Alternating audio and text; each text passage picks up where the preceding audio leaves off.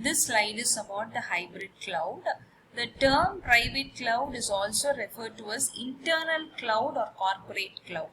Here, the provider provides service to a limited number of users behind a firewall, or users' access is limited to mitigate the security risk.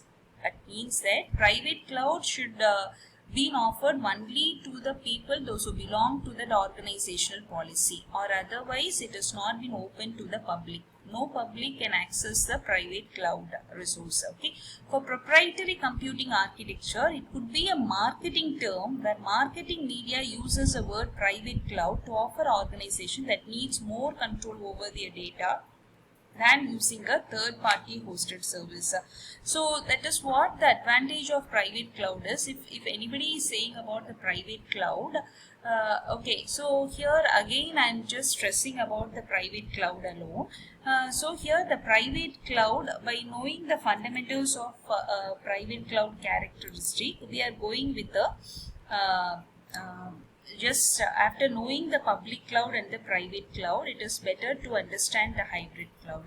Here you just see public cloud can be offered to the users, those who can access through the internet. It will be offered to all, whoever can access that cloud through the internet. Okay, and the private cloud is nothing but it has been offered, it has been in between the agreement between the premise and an enterprise.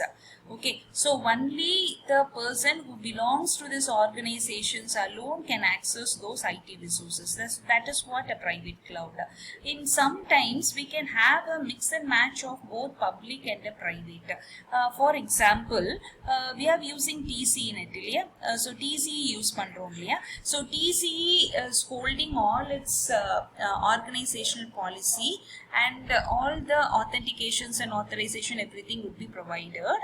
And mail வந்து நம்ம என்ன use பண்றோம், we are using a Google Mail. Okay, so once if we are using a Google Mail, it means that we have been rendering the service from a public. So TCE is a private and Google is a public.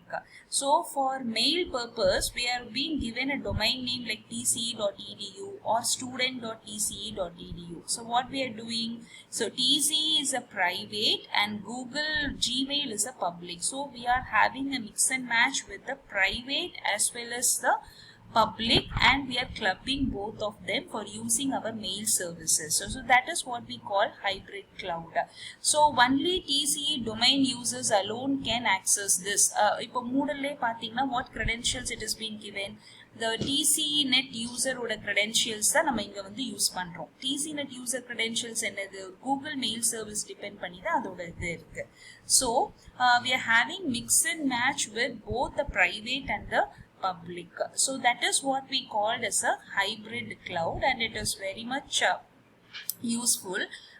For just an example I said, no. So likewise you can have even a mix and match of private and public, because we are having both pros and cons of both the public and the private, and hence we can have the advantage of private as well as advantage of public, and we can enjoy this hybrid cloud. And there are some of the advantage and disadvantage of hybrid cloud. Let us see. Advantage of hybrid cloud, it is scalable since it is a public, and hence it can be scalable, and it is cost efficient since we are using a public, and offers better security since we rely on a private cloud, and hence it offers a better security, and offers greater flexibility since because it is a public. And disadvantage of hybrid is it is an infrastructure dependency, because the underlying thing is a private. Okay, so it is infrastructure dependency, and it is possibility of security breach through the public cloud. Since we are mixing both the private and the public, whoever in the public can get a chance to know about our private data. That is the biggest threat in hybrid cloud computing.